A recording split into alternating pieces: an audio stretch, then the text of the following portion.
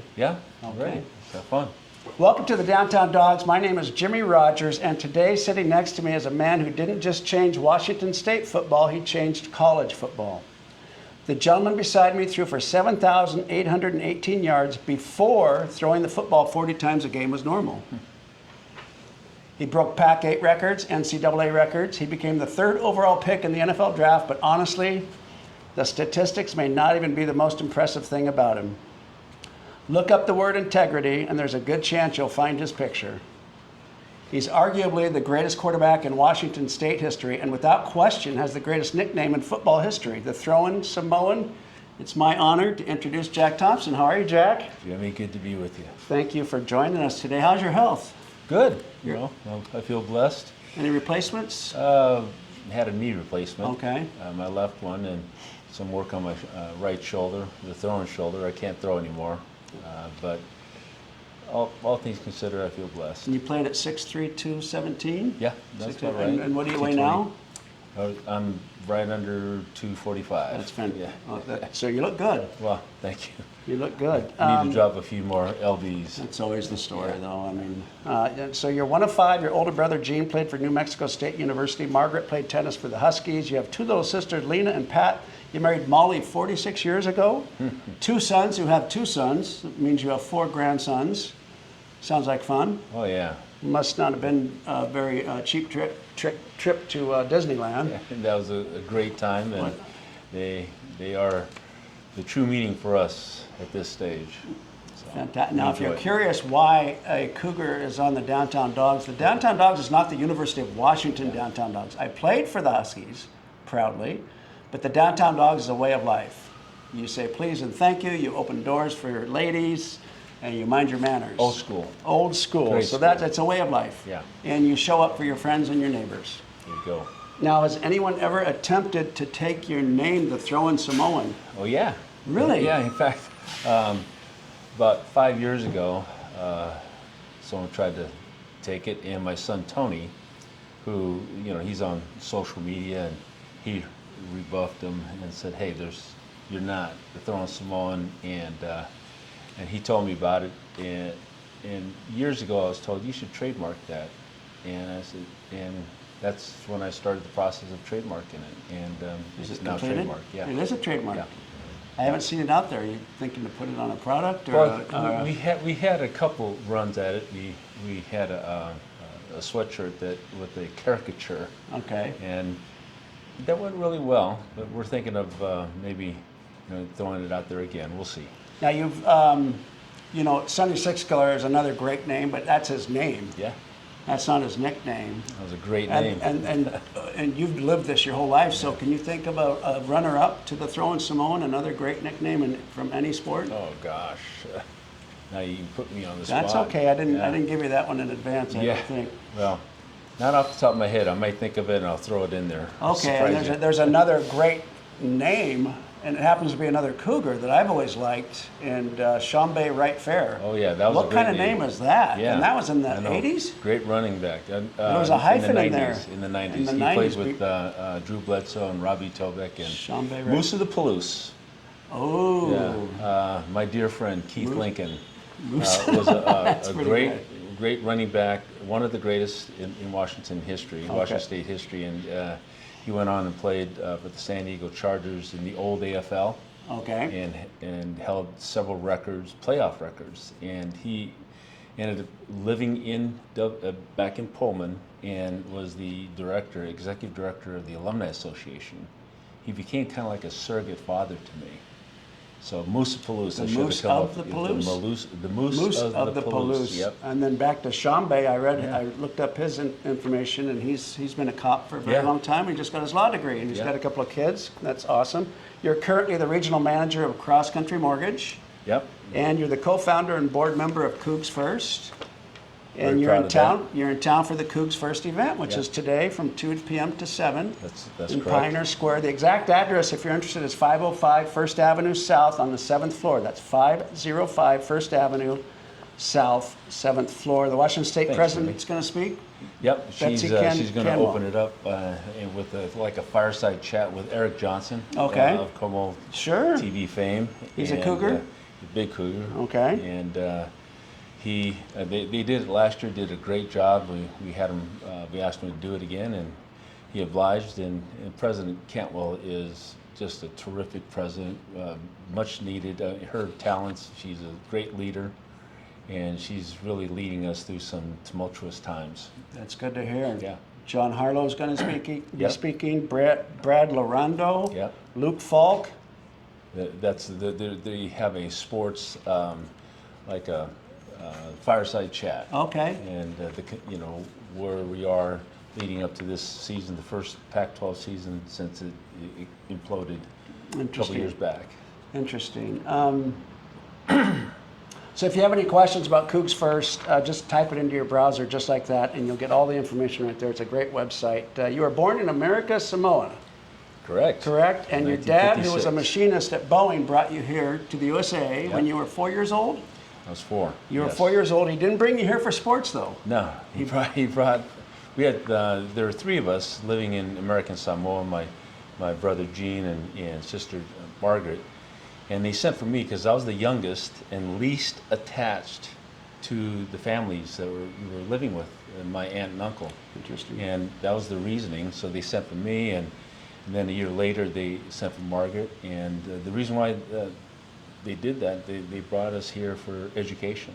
My dad wanted to get off the rock, and he's a classic immigrant story. Came over here the right way, and and worked his butt off, and sent for the 3 of us, and eventually had 2 sisters, Lena and Pat, here in Seattle. They grew up here. They were born here. And it's funny because my sister Margaret, who played tennis for the Huskies, we were recruiting our 2 younger sisters, and I won.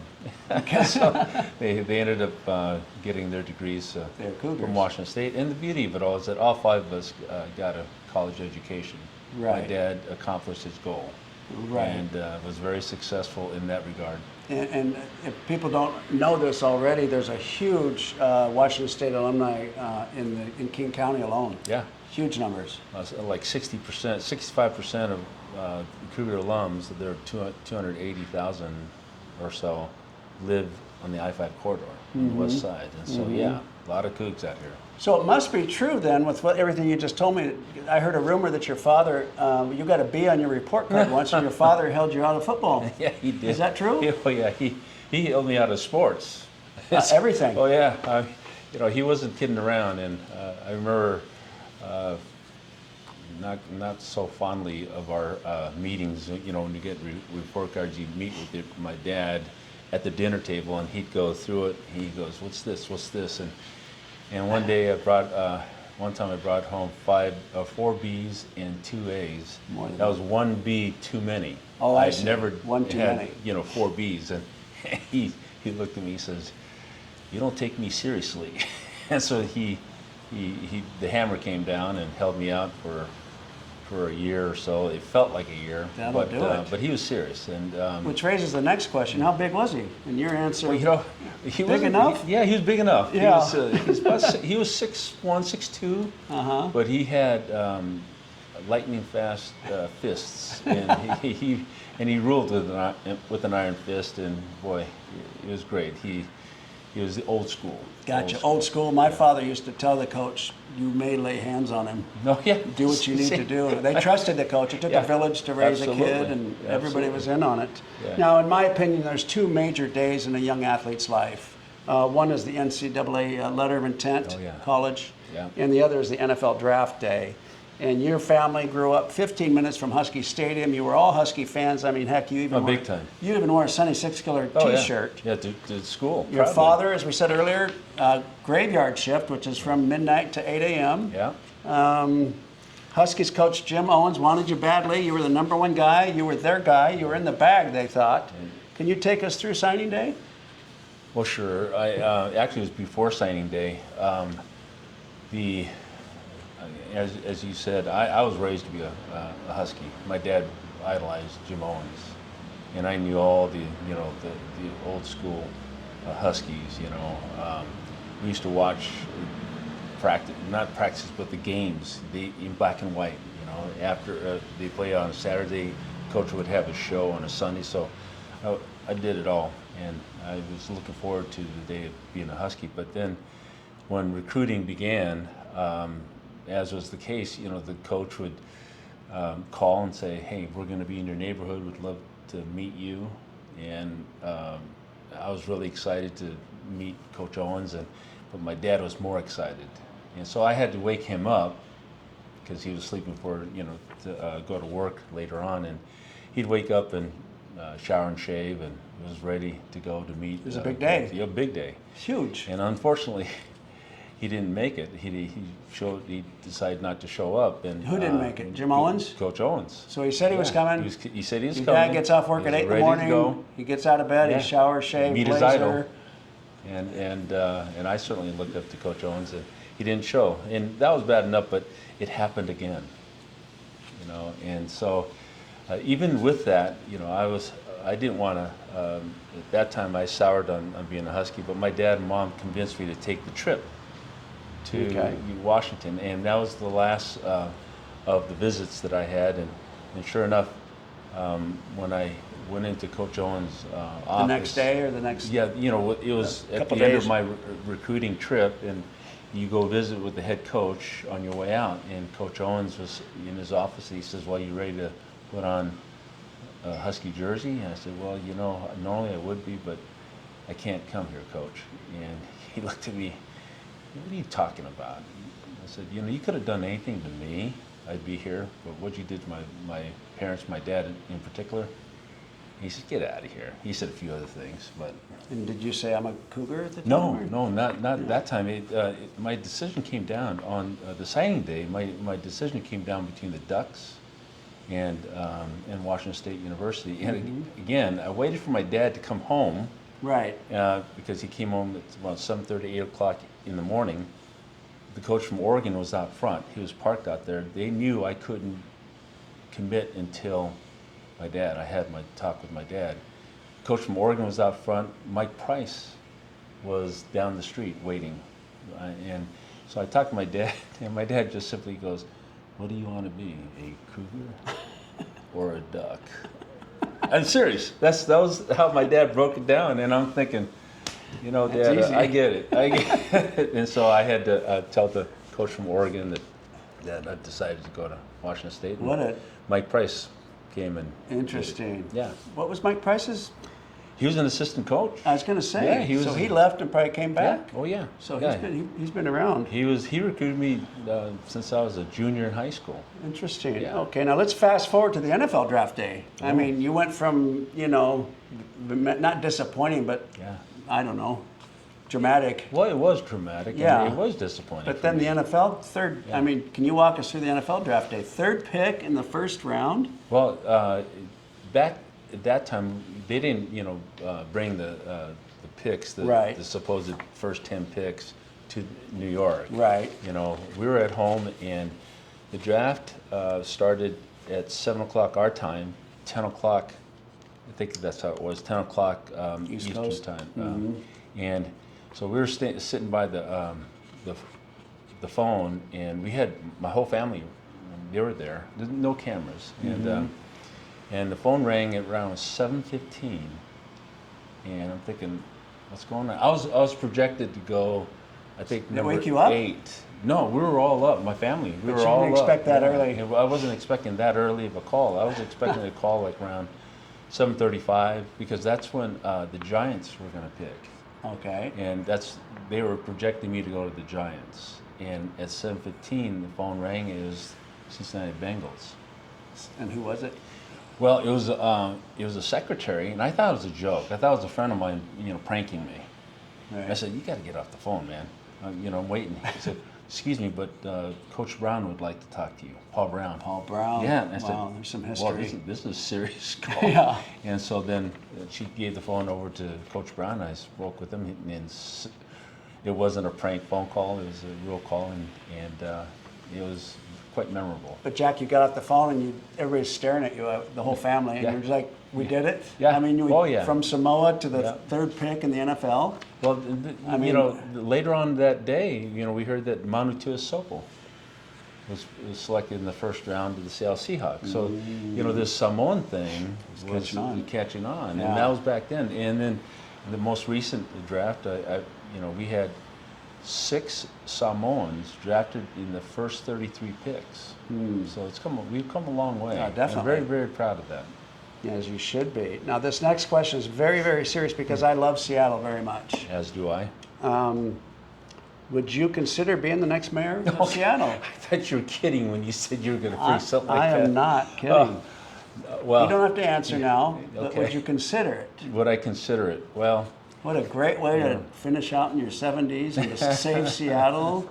Well, unfortunately, our beloved city needs to be saved.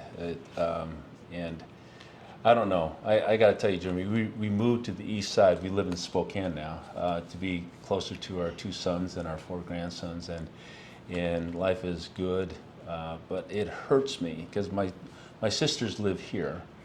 And, you know, it just hurts me to see what has happened here and the leadership, this failed experiment that's going on here that they've been trying. It's gotten progressively worse. I was hoping that Bruce Harrell would have, you know,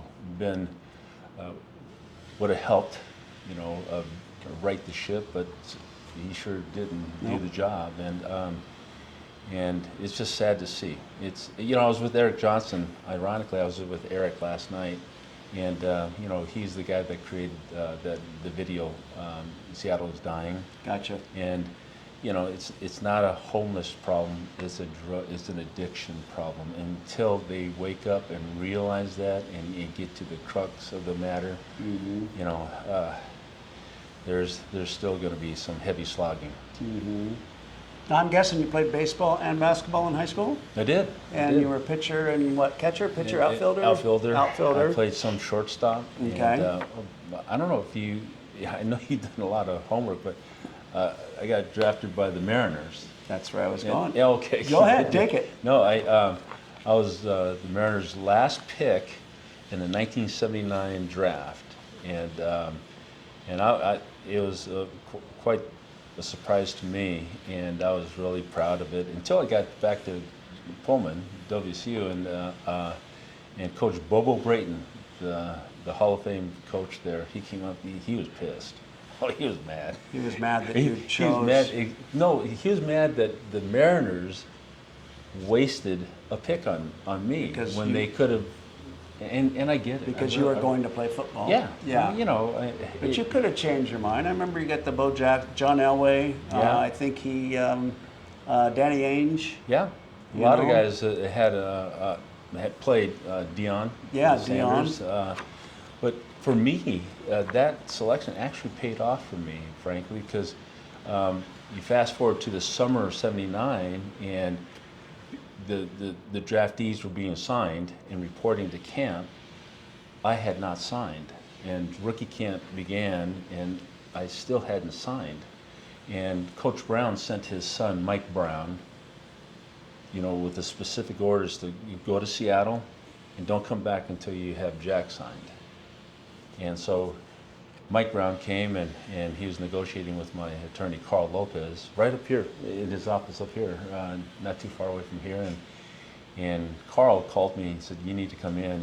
And so I came and met Mike Brown, and it was really an insult to the offer that they made. And I said, you know, I might end up playing baseball. You know, the Mariners drafted me. So you leveraged it. Yeah, and it worked because 3 hours later I was signed. You got your contract you wanted. Yeah. Okay. Now in baseball, hitting for the cycle is very rare. It's equivalent to a no-hitter. Yeah. Okay, so for you that don't know, hitting for the cycle in baseball means you have a home run, a triple, a double, and a single. Yep. Okay, so here's my question. Top of the ninth. Top of the ninth. Game's in the bag. Okay, you've got the win. You're ahead 9-2. You got your ace pitcher coming in. You've hit the home run, the triple, and the double. Okay, you're a switch hitter. Okay. The pitcher's right-handed. Do you get up go left-handed and drag bunt for the single to get the elusive cycle, or do you swing away? I'm swinging away. You swing No, away. Sorry. Interesting. You know, First baseman's very deep on the grass. Okay. Are you still swinging away? Boy, this is tough. Interesting. Tough question. Yeah, Jimmy. I didn't. No, I'm still swinging away. still That's swinging just away. how I am, and you know, let it play out. Is there a play that you can close your eyes and go back to that moment and it gives you goosebumps? It was such a good play. And I know you're not a braggadocious guy, and I know you keep your ego in check, but there's got to be a handful of those. Is there one you can share with us? Well, I think the one play that comes to mind for me was the play that ultimately gave me my shot at Washington State. And we were playing against Minnesota, at Minnesota. Their quarterback was a guy named Tony Dungy, and I was the third string quarterback. Something happened to our first string quarterback, Johnny. He came off the field for one play. I think it was his helmet or something. And I was looking, and our second team quarterback wasn't Ready? Wasn't looking out on the field. And I was looking. One of those Johnny, guys. I'm looking at him, and he was talking. He was talking to either one of the coaches or a wide receiver on the sidelines. Did you go on your own? I went. You did? Oh, yeah, I did. Okay. And That's awesome right there. well, you know, I don't know if it was brains or stupidity or courage or whatever. And I say courage. I ran in, and as I was running past our starting quarterback, he said, "What are you doing?" I said, "What do you think I'm doing?" So I ran into the huddle, and everyone else in the huddle said, "What are you doing in here?"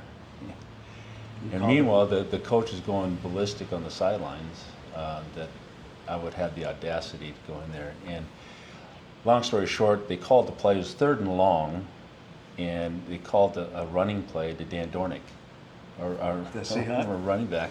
And I'm thinking, you know, we're not going to get the first down. So as I was coming up the line of scrimmage, I'm thinking, you know, I'm dead anyway. So I audibleized, you know, to a pass, and it was a simple pass where the tight end did the flat, and the flanker did a slant. Okay. And then, you know, you put the strong safety in the box, right? You know, if he goes to the tight end, you hit the slant, and that's exactly what I did. And we got a first down, and I came out the side, back to the sidelines, and the coach was just ripping me. Long story short, there at halftime, our offensive coordinator asked me if I started you the second half, tell me you'll be ready. And I said, yeah. And he started me the second half. And then the rest, as they say, was history. Fantastic story. Well, it was, again, out of body experience. It was, you know, at the time, but There's no time to really think. yeah. You know, when I talk to kids, you know, I tell them, you know, to be ready, do your homework, you know, study, you know, be physically ready to go, and when that moment happens, to be bold. Mm-hmm. And nothing great happens without being bold. And for me, that was the moment. You were certainly bold. Or stupid. It worked. Now, as a freshman, when you go from high school to college football, the analogy that comes to my mind is you're in the middle of Vietnam, and the bullets are zinging by your head very fast. And then as you become a junior or senior, you become the bullets. So my question to you is, when did you become the bullets? What year? Well, I think latter part of my sophomore year, you know, that year that I started, and I realized that, you know, it's the leadership thing, you know, and you can't be a leader without asserting yourself, and in the right way. You know, you know, there are good bullets and there are bad bullets, I suppose, but I like to think that It slowed down Yeah. tremendously, but your sophomore year, you said? yeah. Yeah, that's think amazing. really- A lot of the guys that went on to be great, that's the same time that it slowed down for them. Yeah. Whereas me, it was like my 5th year senior. Well, I saw some of the hits you laid on people. But 5th year senior. And you're a real bullet. Yeah, I appreciate that. Have you remained friends with any of your former centers from any level of football? Well, we've been, yes. Dave Tobin, who played, he was from Newport High School. He and I got recruited at the same time. But the other two centers that I had, John Despois and Mark Chandler, they both lived down in California. So, Okay. we're separated by distance. Dave went on to be superintendent of the schools down there near Ocean Shores. And I see him all the time. Point being, there's a special relationship Oh, yeah. between quarterbacks and Yeah. centers, and they just kind of Yeah. know each other. Yeah, for sure. And people don't. Sometimes it's a tap. Exactly. It's a nod. Exactly. Like, I'm going to do a sneak, and I'm going to go to your right side. You tap on the right side. You go that way. Exactly. I'm going that way. But just side note from me, I don't know how many people know this, but I personally think the smartest person on the field is the center. He's definitely the quarterback of the offensive line. Yeah, he really is, Definitely. and he's responsible for that.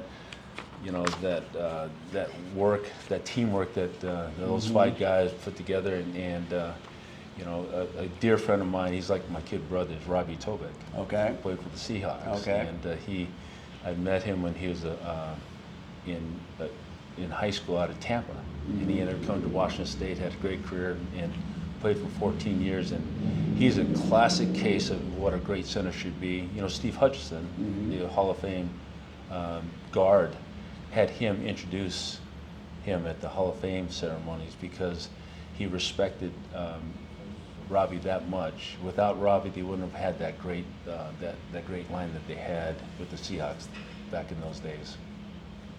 You ready for some rapid fire questions? Uh-oh, I hate these, but go ahead. Daily non-negotiables. What do you have to get done on a daily basis? There's no exceptions, whether it's a prayer or a workout or a diet.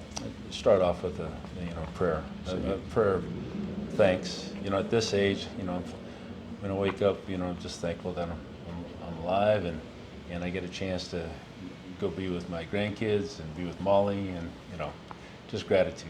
Did you ever recruit any players that went on to become celebrity status, big shots? Well, As a recruiter at Washington State, they brought kids in. Well, I had a hand, or at least met him when they were in high school. Drew Bledsoe. Drew, I remember I met him when he was a senior out of high school, widely recruited, and yeah, he was quite the talent. What other trips did you take on your recruiting trip? Other schools, Oregon, Washington State. Oregon State, Hawaii. Had to take Hawaii. Yeah, I tried. Yeah, They caught on. Oh yeah, well, it was a great trip, but they weren't that good back in those days, and Washington State, the five. Were there any big schools. names that recruited you? Well, again, Jamone. The coaches. Players. Oh, the players. Yeah, and when I went down with the Ducks, Dan Fouts. Dan Fouts. Yeah, I heard great he things was- about Dan. Yeah, we. So he was a little bit older. He was 1 year out, and I remember going out. They introduced me to Dan Fouts, and I knew who he was, and we were playing catch out in the rain in Autzen Stadium, the old Autzen Stadium. With this kind of had that big. Oh yeah, the big mound. Yeah. Oh gosh, I remember those days. Best Washington State team ever, in your opinion? Best Washington State team ever would I'd say Ryan Leaf's team, Yeah. where we went to the Bowl. Rose Bowl, and Ryan was an unbelievable quarterback, obviously, and his wide receiving core. And then he had the Fat Five, the linemen. The Fat Five? I never heard Five, and the Fabulous Five, the wide The receivers. Fat? Fat. F-A-T. Five, Yeah, not the something Fab. like that. Okay. They had some really great nicknames back then. Okay. But I'd have to say that was one of the best teams. And a lot of people don't realize that a winning program does so much for the my college. gosh. We talked about this the other day. Harvard did a test. I think it's called the Flutie test. Flutie, yeah. And the applications for that school go up 20% when a team wins a Rose Bowl, It for was like example, or goes to the Rose 28% Bowl. when off that Rose Bowl team, and then a handful of years later, Jason Gesser took us to the Rose Bowl, and again a major bump. Application, And yeah. it's a fact, and it's one that needs to be. So it almost justifies the NIL paying these guys because it pays off for the the economy. Yeah, college. I'm like a lot of guys, and I'm sure you're not. You're there too. I think the players, they need to get compensated more than what they have in the past. But right now, the pendulum has swung way crazy. Yeah, it's and there's got to be, guardrails have to be Sure. put in, and I think Congress is in the throes of doing that right now. They're working on it. In your opinion, who is the greatest Washington State athlete who played football? Well, I go back to that Keith Lincoln guy. Keith was a great player, and he was a great white running back. I mean, he was so fast and he was tough as nails. But I'd have to say, Reuben Mays. Reuben was he did things. Was Reuben better than Chambé? Yeah, I mean He was. I was going to have Reuben on the show, and he agreed to come on the show, and he thought they just hired Jimmy Rogers at Washington State, so the whole time we were talking, he thought I was the coach for Washington State, and then he goes, Really? wait, he said, time out. He goes, are you not? I said, the interview's in Seattle, and he's like, that didn't add up. And then he bailed on me because I wasn't the coach. No kidding. Yeah, so I went in and I showed a clip of him fumbling and me recovering it. No. Got a little payback. But Reuben, what he guy. did, he had like 2 or 3 300-yard games. Yeah. And His stats were amazing. For sure he had 2, back-to-back, Oregon and Stanford. But he was the greatest running back we ever had. I agree. Greatest Washington State University athletic director. Wow. Yeah. Now the other Moose of the Palouse, Bill Moose. Okay. I think when the dust settles and right. history looks back on it, Bill came in when we really needed him in that, and what he did for us. He came in and he hired Mike Leach. That was a very consequential hire. And in addition to that, he made some major additions to our facilities. He changed Martin Stadium to a much better state, and just really did a lot of good things for our facilities, which we were really needing and wanting, and he did it. He got it done, but he hired Mike Leach. Is he still with us? Bill Moose? Yeah. Oh yeah. I spoke to him 4 or 5 years ago. He's the nicest guy. Oh, great guy. I mean, talking about a politician, he could have been the governor. Yeah. He's just a very, very smart guy. He was a guard in the 1972 Cougar team, and he changed Oregon's trajectory. He's the guy that recruited Phil Knight and got him engaged.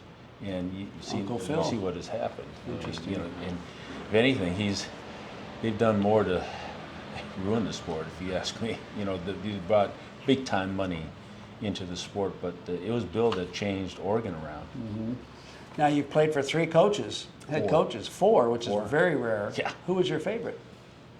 My favorite coach was Jim Sweeney. Jim Sweeney. In that he was the guy that recruited me. Okay. And he was this really great Irishman, and he was he was a big cusser too, boy. You never wanted to get on his bad side, but I loved him. He was a great guy, but the best coach, I think, of the bunch, and I had Jim Sweeney, Jackie Sherrill, Warren Powers, and Jim Walden. Warren Powers was a great coach. He was the one that came in and led us into Nebraska, and we beat him there. And At Nebraska. At Nebraska. Then do you remember the score? I think it was 19-13 or something like that. But we went right in. We were like 24-point underdogs, but he had us prepared. And the following week, we went in to East Lansing and beat Michigan State there. And they had a guy named Kirk Gibson playing wide receiver. But I'm so grateful of the 4. Jim Walden did for us what needed to be done. He stayed for 10 years, 9 or 10 years, and took us to the Holiday Bowl. And so I'll forever be grateful for Jim Walden for doing that. Was there a stadium that you a favorite stadium? There's some places you go, whether they're basketball courts, baseball fields, where you just feel right. Lincoln, Nebraska. Lincoln, Nebraska. Well, I mean, that was a very Why is that? Because well, the fans. great fans. I remember, in preparation for Nebraska, because Warren Powers was the defensive back coach at Nebraska, and when he came, he painted mind pictures the whole time in preparation for the first game against Nebraska. He said he had pictures of the stadium. So you never played there? No, but it's never your been, favorite. but Where you felt at home. And what happened was when we went in and we beat them. Yeah. We'll never forget it. As we were running off the field, they had like 78,000 people in the stands, and by then, it got down to about 50,000 in the stands, and they all gave us a standing ovation. Yeah. I will never forget that. And they were the classiest, the best fan base I had the privilege of playing in front of. Now, we're all biased, but in your opinion, what was the greatest Washington State University offense of all times? Not team, not bowl games, just the best offense. Well, I'm flashing on Gardner Minshew year. I mean, what he did was magical in terms of he was quite the quarterback in that system with Mike Leach. I mean, he made it sing. That was fun to watch. Yeah, except with the exception of when we played against the Huskies in Pullman. Yeah. I mean, you guys came in and just beat the pulp out of us. Is that, were you on the field? What's that? Were you on the field for that game? Well, yes, I was. It was snowy. Who was our quarterback? Gosh, I don't remember, but Flick no, No. this is Recent. Gardner Minshew year. Oh, okay, Yeah, gotcha. and Gardner Gotcha. was in, and we were. I think Miles Gaskin might have been Oh yeah, part of that but Husky team. And, The snow and those guys really took it to us, and we lost that game, which was a bummer. But we ended up going in. He took us to the Alamo Bowl, and we beat Iowa State. the best University of Washington defense of all times. Oh crap! Oh, Any 1984 84. Orange Bowl. Oh, the Orange Bowl team. Yeah. That and the Steve Edman yeah, the team 91, in '91. 92. I mean, those two teams. I was at the Apple Cup here when Drew played against in '91. We were here, and I was watching that game, and wow, that defense was incredible. But I saw that Orange Bowl game. Yeah. I mean, you guys, you lit it up. Yeah, that was a lot of fun. If you could have one last meal, what would it be, Jack? What would it be? Well, a ribeye with a smattering of Polynesian food like taro. Taro. And palusami, which is a Polynesian delicacy. But you got to throw the ribeye in there. Is there a place in Seattle where you can get the Polynesian food? No. No? Well, wait a minute. There's a place that they have a Hawaii, the Maui family restaurant down south. Leroy Lutu, my cousin Leroy, and I would go to that all the time. Okay. He would take me down there. That's how I was introduced. And they have great Polynesian food, but not Samoan food. And Leroy Lutu was a great tight end for, he was my class, 1980 Husky class. Fantastic athlete. Great athlete, great basketball If I were to look player. at your playlist, what would the #1 song be?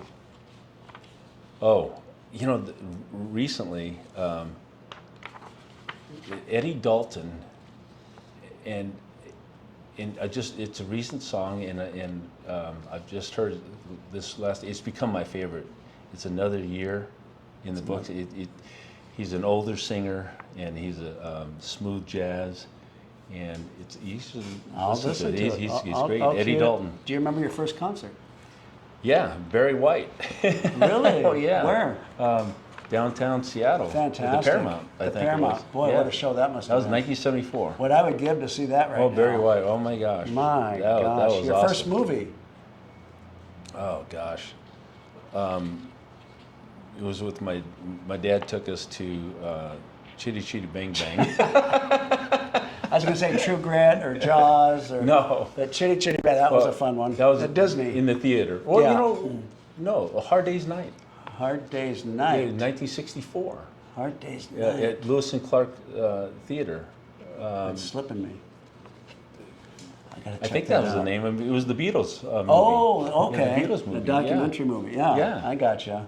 Yeah, my cousin. I mean, we stood in line for 3 hours, That's- but that's back in the good old Beatles. Do you have a phobia? Your biggest fear? Water, height? Snakes. Snakes. Yeah, aren't they nasty? Yeah. Good Lord. No, thank you. Good Lord. My palms start sweating as soon as I see a garter Yeah. snake. No. Do you have a favorite all-time teammate? My favorite all-time teammate, Anthony Munoz. Anthony. And I've had a lot of great teammates. Wasn't he yeah. something? My gosh. But he is a great guy, and he was the first-round pick the following year. USC. Yeah, from USC, and he didn't play his senior year because he had knee surgery. But he yet was he still was so first. good. Still first. He was still our first pick. Wow. And, he went on to, arguably the best left tackle to ever play that position. Absolutely. He was on a team at USC that was voted the best NCAA football team not to win a national championship. Oh, interesting. Those players, Joey Browner, the Browner brothers. Browner brothers. Oh, Ronnie Lott. Oh, Just goes gosh. on. Marcus. I Yep. mean, it goes on and on and on. We recently celebrated the life of Doug Martin, and it reminded all of us, it gave us tremendous memories, but sometimes at a tremendous cost. How do you personally reconcile the beauty of the game with the price some players pay later? Oh, that's a tough question. Yeah. Because I'm paying for the cost of what I went through. I mean, but compared to my teammates, I just had a friend, Tony Davis, who passed away, and I'm sure he had a serious case of ECT. But you ask all the players. I haven't talked to a player yet that regrets having played the sport because of the pluses that we got, and the friendships, the life lessons that you learn having played this sport. Knowing what you know now, would you go back and play baseball instead of football? No. No. I There mean, you go. baseball was too boring for me. Yeah. Football was, had everything. It was the ultimate. Yeah, it's a warrior sport. Yeah. Right, and there's something in the Samoan, the Polynesian blood that draws us to that game, and for a reason. Do you have any advice for the upcoming generations? Just gratitude. Practice. Like I said, when we grow up, be thankful. Don't wait too long to show your gratitude to people who do good things for you, and gratitude for being alive and being able to do the fun things in life. Just take time to show gratitude. What would you like to hear when you arrive at the pearly gates? See St. Peter's.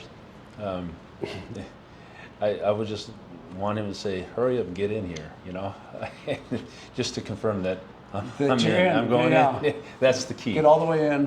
Close the door. I want to join. I want to get in there and see my mom and dad and all my friends and family that I know who are there. From the heart of Seattle, my name's Jimmy Rogers. This is Jack Thompson, the Throw-In Samoan. Together, we are the Downtown Dogs. Thank you, Thanks, Jack. Jimmy. Thank you. Appreciate it.